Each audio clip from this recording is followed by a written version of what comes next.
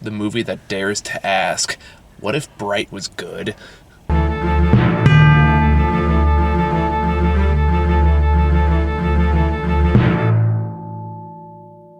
What was... Oh, the Will Smith shit movie? Yeah, that one. God, that's shit. Oh my God, that was awful. Yeah, like I said, what if Bright was good? I'm like, Bright? I don't know why, but I went to the one about evil Superman child. Are you thinking Brightburn? Yeah, see how that's similar? Yeah, except it's not. People burned. I mean, in a way. Anyway. So, yeah. We're here to talk about probably one of the few movies we'll cover during the initial weeks of coronavirus. Wash your goddamn hands. Fuck yeah, God, wash your fucking hands. Scary out there right now. Yeah. But we didn't make time to go see Onward, which is the newest Pixar movie that came out at the worst time. I mean, all of the jokes that are about germ awareness at the moment just seem like, oh, this is not well timed. Time to know. So, that being said, Onward, I liked it. What do you think? It was okay. Yeah, I think it's not like one of the Pixar's best, but I had a good time with it. I thought it was fun. I think like, the way that it was structured was perfectly fine. Yeah, I washed my hands directly before this for 20 seconds. You can give me shit for rubbing my eye later. Are you okay? What? Are you okay? No, I legit have like an eyelash or something in there. Oh, okay, all right. But, yeah, it's just, I just thought it was okay. I mean, like, but why, though? What made it just okay for you? Oh, I'm so sorry. I'm supposed to be in bed 15 minutes ago. I know, it's okay. Yeah. Power through. You can do it. So, is it Chris Pratt? Yeah, it's Chris Pratt. Yeah, Chris Pratt's character was, like, reminded me of somebody that used to be my friend, and that was just a little too close to home. Oh, okay, so it was like kind of like a hit of personal bias kind of Yeah, thing. well, it's just hit too many of those things. And it's fine. His character was totally appropriate for the movie. I understood it, and, like, what they were going for in the end was perfectly fine, but I was just like, this motherfucker. Yeah. A little bit the entire time. Yeah, I can see that. I mean, it's definitely not the movie's fault, but it's also not your fault. It's also not your fault for feeling that way either. Yeah, it's just like, I mean, it's fine that, like, they made you had to have a skinny elf and a fat elf and fine, whatever. Is it really fat, though? I thought it was kind of like more like buff. They were fat. They were like husky. I mean, I didn't think it was fat, personally. I thought they were going for more like... Yeah, It looked more like buff, like more like buff jock bro who happened to be into nerd stuff. Oh, see, that's not how I viewed that at all. Yeah, you and I took the design very differently. We'll talk about that later. I mean, like, what is there really a whole lot to talk about there? It's like you interpret it as fat, I interpret it as more like muscle. I mean, you could be fat and muscular, but for him, it was just like, it's sort of like those like acidic like D&D nerds. I didn't get that at all. But like toned down. Still, I didn't like. I mean, yeah, I was a D&D nerd, but I didn't get like I didn't think. Oh, I'm sorry. Quest of Lore. Quest of Lore. Yeah. Sorry. QOL. QOL. Yeah. QOL. Shit. Fifth edition. Anyway. No, dude. It was advanced. Okay. Oh, sorry. But no, like, I didn't think they're going for like an acidic, like stereotypical look at all. I didn't get that even remotely. That's fine. I mean, it's anyway. That character, not anyone's fault, reminds me of someone that I think of as an acidic fucking asshole. Okay, I guess I should ask, what do you define as acidic? What? What do you define as acidic? I would say it was more toxic. Oh, okay. I thought you meant acidic as in like large build.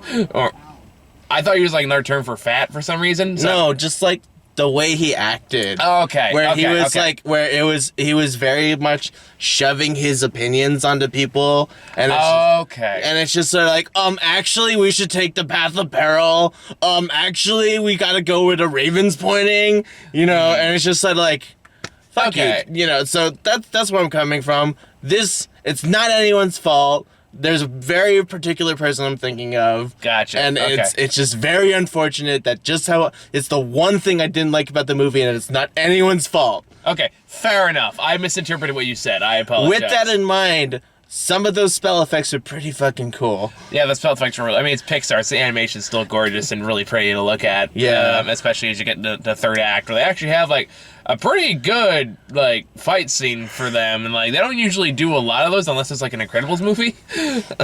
Yeah, and even then, like, just... sort of, I mean, it definitely follows like a traditional like hero's journey kind of path. Oh yeah, like by design. By design. Yeah. Duh. Yeah. QOL.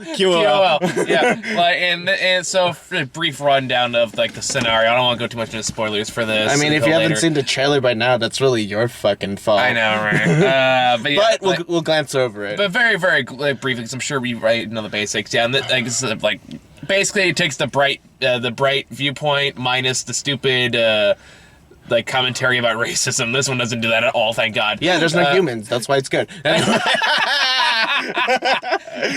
right. Hey, air high five. Air high five. Yeah. There we go. Okay, so they are a family of elves who lost their dad when both of the kids were at a very young age. Yep. And when the youngest son, Ian, Tom Holland's character, turned 16. He got a wizard staff from their dearly departed dad, and it's like, hey, by the way, I got a spell that lets me come back to the planet with 2 moons. Because there was a planet, a planet with 2 moons. And Tatooine? Anyway.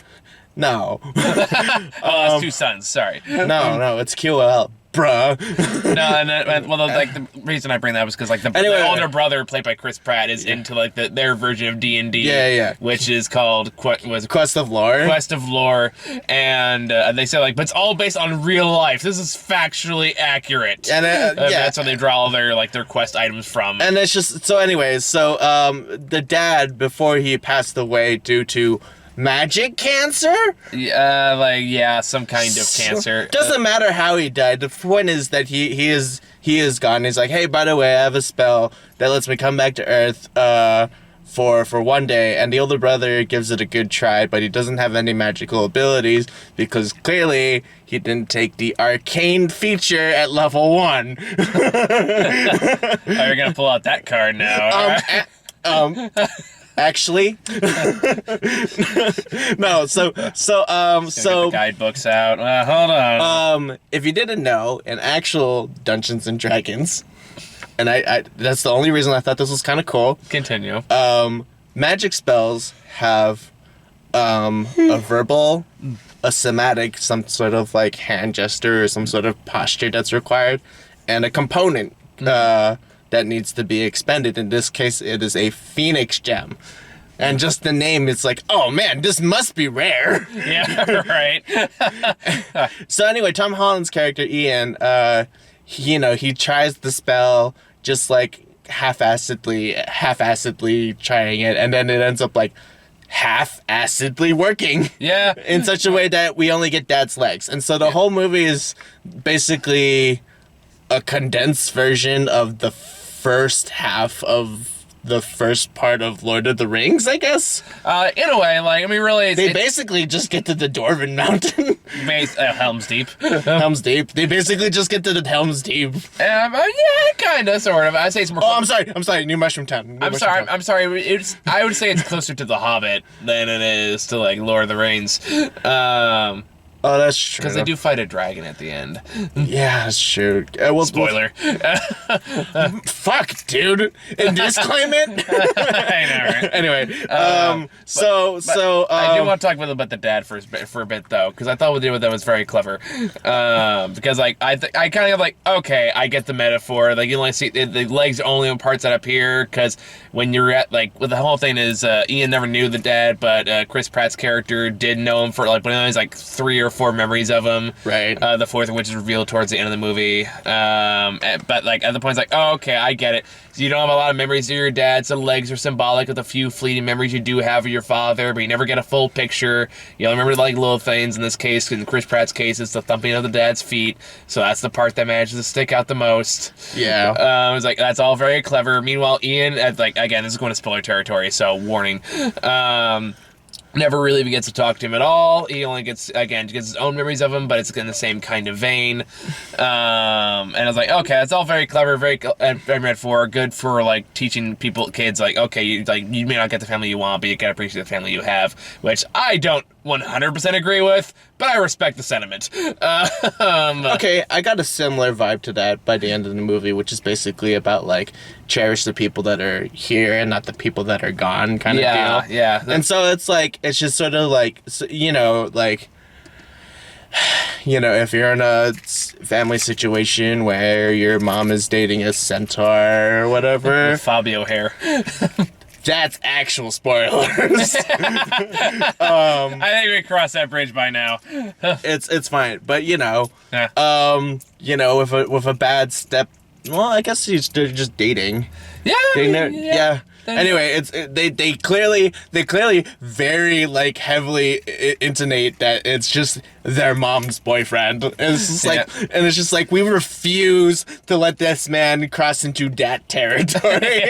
And I'm like, you know what? For a 16-year-old and a slightly older child, that makes sense. Yeah, that's valid. He's probably like 18 or 19, I'm guessing. Somewhere like that, like college age kind of. The age difference is very close. Yeah, something like that. So yeah, that makes sense.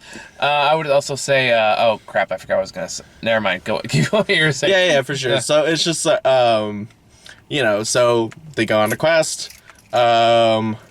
You know, and then obviously Tom Holland's character Ian is very shy, very meek, very Tom Holland, very unsure about himself and his place in the world. And it's just sort of like, yeah, that's what happens when you're 16. Yeah, pretty much. But you know, and then instead of having the regular teenage problems, you can bring your dad half back to life. I mean, you still have similar problems. You still have trouble working your staff.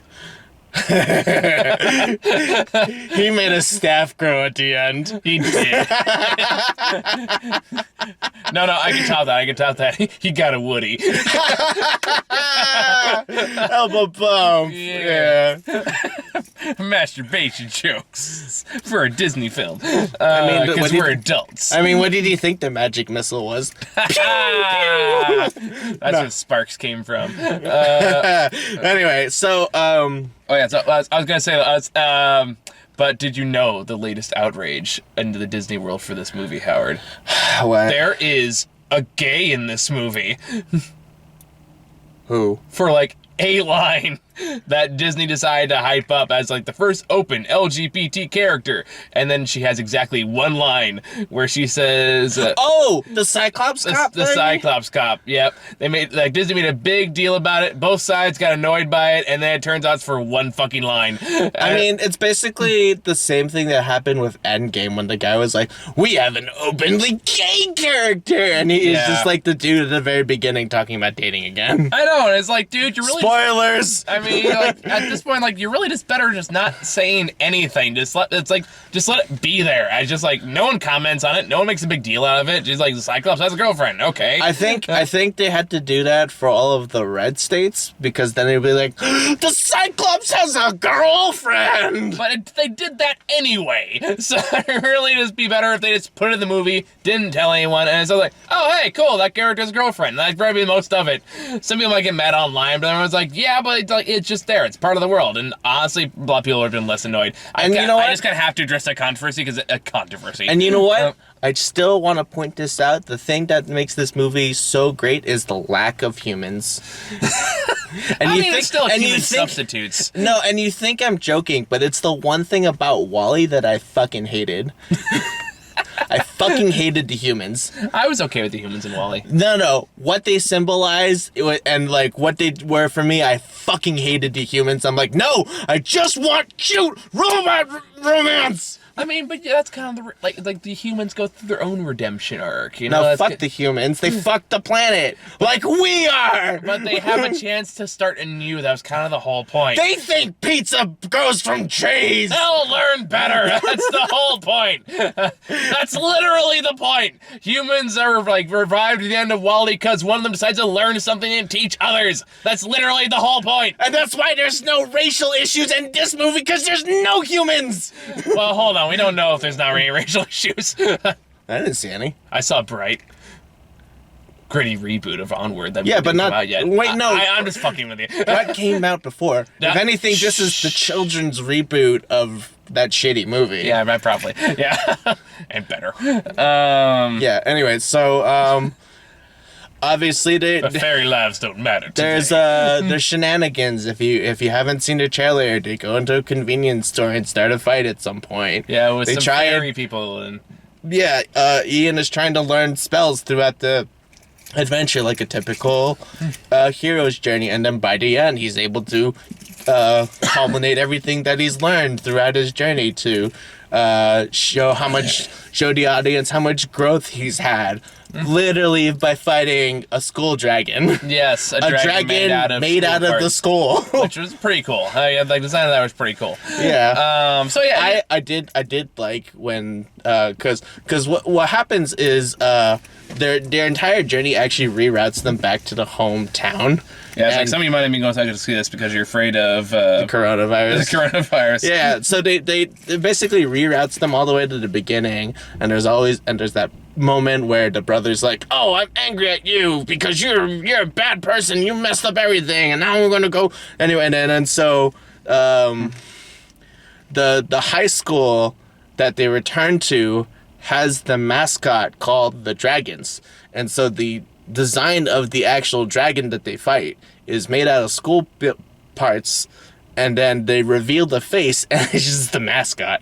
Yeah, all right, that was clever. And the way that the mascot emoted with like the stone eyebrows and all of that, I'm like, all right. That's a perfectly good way to not terrify children in such a way that it also, like, you can still appreciate the gravity of the situation. Yeah, it's like, I see you, movie. I see you, movie. I see what you're doing. Yeah. Yeah. So, yeah, I mean, like, this isn't, like, the most in-depth Pixar movie to talk about. Yeah. It's a pretty straightforward, I said, hero's adventure. And it's fun. It's good.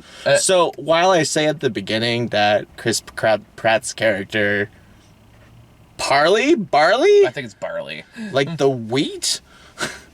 Whatever. Chris Pratt's character. Yeah.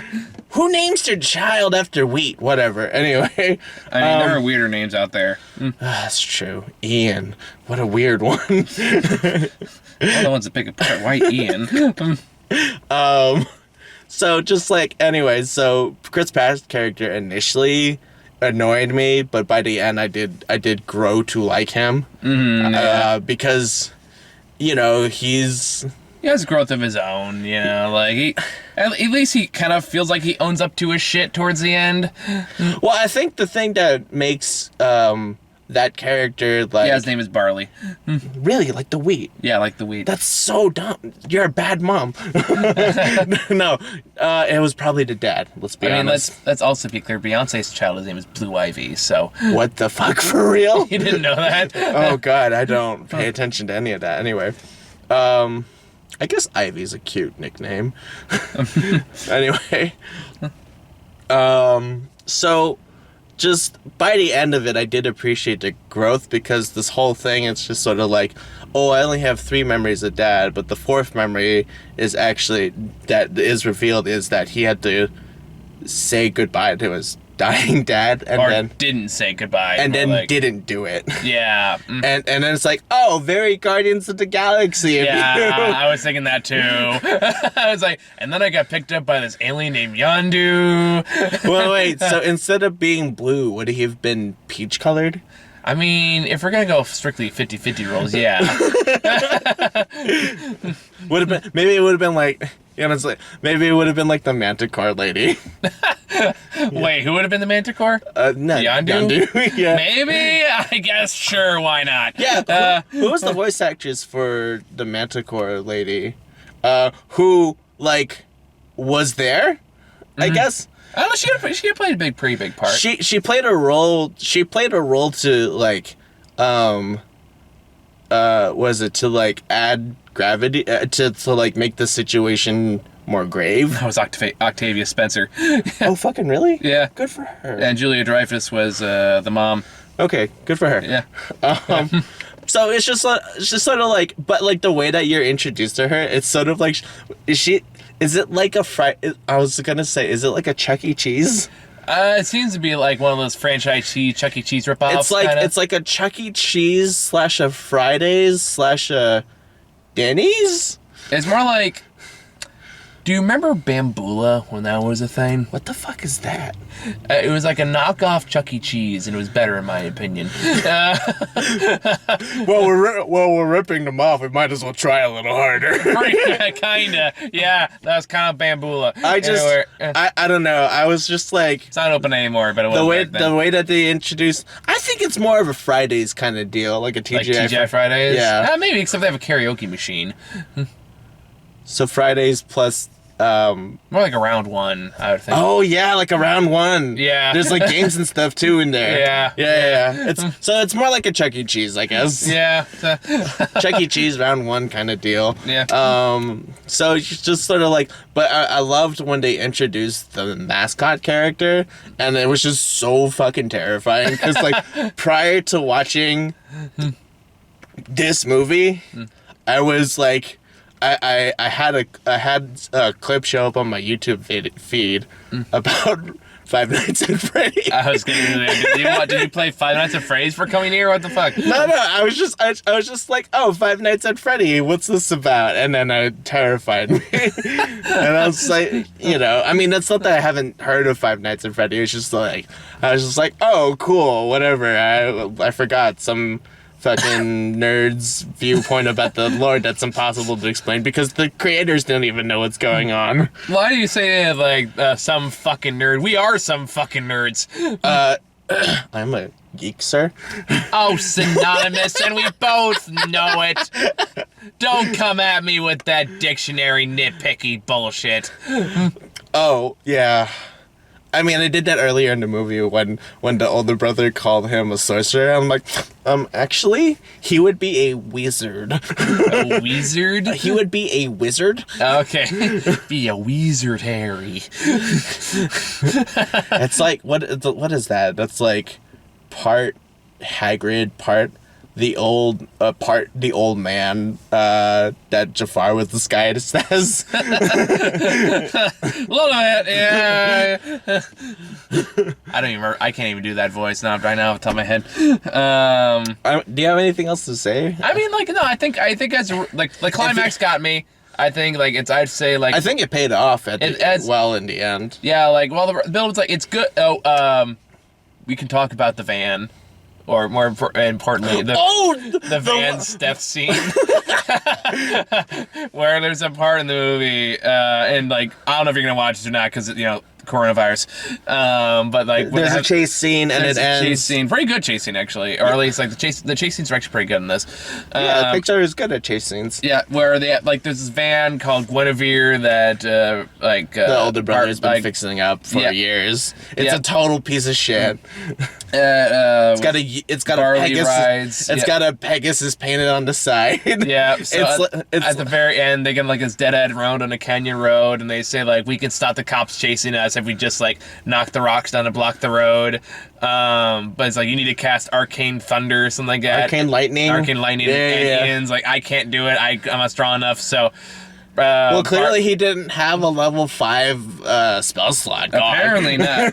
But Barley comes back to his van, like very tearfully, puts in like Ride to Valhalla, the cassette and the tape player, and then picks up a rock and puts it on the gas pedal, and then like slaps it on the ass, and then it drives off, and then like the tire pops at one point, so it looks like the van is galloping. Yeah. There's all these like parking tickets that fly out the windows, make it look like Pegasus wings. Yeah, it's got Pegasus wings, and then like the engine is like sputtering in such a way it's sort of like that, like really awkward, like. And it has this epic send off, and it's like, all right, bravo. And I'm just like, all right, Bravo. that was pretty good.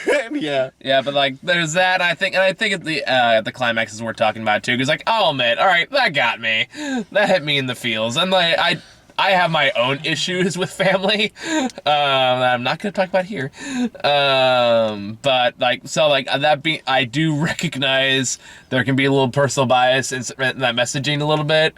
That being said, it got me in the feels. Yeah, and like I truly felt for Ian's situation where he sort of like, because in the beginning of this movie, you sort of see Ian is sort of like worshipping his dad.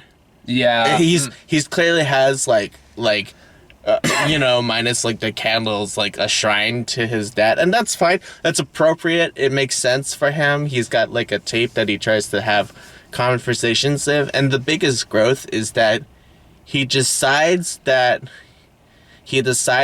his brother was the person who helped him grow up and become confident more than this dad that he worshipped. Yeah. And so at the very end, we're just gonna say it. Yeah, might as well at this point. While they're fighting the dragon, Ian is the only one with combat stats. Yeah.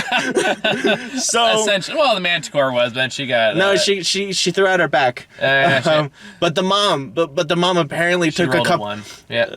The mom apparently took a couple levels into fighter. I mean, kinda. She was doing that little aerobic shit in the beginning. That kind of came back a little bit. Yeah. Whatever. Anyway. Yeah, she was like holding the weight and everything. Yeah. Like foreshadowing. Yeah. So like the mom and the younger brother Ian decide to hold off this dragon as long as they can, because Ian decides to let go of his chance to say hello to his father so that his brother can say goodbye. Yeah. And it's just sort of, it's nice that he was able to let go of this parental worship. Yeah. And that way he's able to, so this is the message I got, to cherish the people that are actually there. Yeah, no, I got that same message. So yeah, I think you pretty much covered everything I can really say about it. And I like that also that he never actually got to talk to the father at the end. I thought that was also kind of a nice touch. It kind of brings it home. It's appropriate, but it's like bittersweet. Yeah, well, again, going back to like any image of what you thought your dad could be probably wouldn't match up to the reality. So he's got to cherish what you have and let other people have their memories too. Yeah. Like it's not all about you too. That's what I got out of it, Larry. Yeah, no, I definitely got more of the cherish the people that are actually there. Yeah. And like it's okay to miss the people. It's okay to miss the people that are gone, but like, don't worship them. Yeah. Don't worship the idea of some. There you go. I think it's more like the idea of his dad was too strong for him to. For sure. Yeah. Like, because anything else wouldn't have lived up to it. And God knows I fall into that trap of people sometimes. Like I'll fully acknowledge. Because even when like he saw his dad's legs dancing, he's like, wow, that's awful. Yeah. Well, again, like the idea of what your level, like whoever that may be for you, is never gonna really match up with reality. Yeah. And then like his wizard name is like, wow, that's also awful. It's like, yeah. But yeah, so like I think that's a good message overall. And I think it does hit the high notes well. It's not perfect by any stretch of the imagination, but for what it is, I think it's a pretty good time. Yeah, so even though I had my initial issues with one character, I did get over them. Yeah. For the most part. Fair especially enough. since you can definitely tell. I think it's just more that once he like sort of understood the weight of his actions towards Ian, it's like, oh, well, maybe we should have taken the expressway, but we should take the path of peril. Yeah. And it's like in any normal situation, like the word peril is in your like description of this path. Yeah, I know, right? Like it's not even like It's not even like the perilous path of Drognard to Deathstalker. It's just like path of peril. I mean, we have a fucking, like, so was it town or mountain somewhere? It's called Diablo, for God's sake. Do we? Yeah, we do. Really? It's a thing that exists. Here? Yes, in the Bay Area. Oh, yeah, I know where that is now. Yeah, so... Napa Valley, right? Yeah, real close to Napa Valley. Yeah, like, yeah. actually, it's more, like, towards, like, off 280, I want to say. Yeah. You get up or north farther enough. Yeah, for sure. Yeah. I know what you're talking about. Yeah, no. Yeah. Thankfully, there's a lot of Michael Medinas in the Bay Area, so some people still have time tracking me down. Hey, it's okay. Anyway, Hey, so yeah. with that in mind, I guess the real honest to say, yeah, I liked it. I think it's a good movie. yeah, I mean, especially in today's thing, just sort of like cherish the people that are around you. Yeah. Because it's really Good lesson to learn in a pandemic. yeah, because it's really easy to forget the people around you when the big picture is happening. So just sort of like, take things slow. Don't buy all the toilet paper from the grocery store. You see, something posted on my Facebook. First thing, due to the toilet paper shortage, eating ass in 2020 has also been canceled. Oh, that is not the way I wanted to end this. And that's how it should end. Good night, everybody. Right?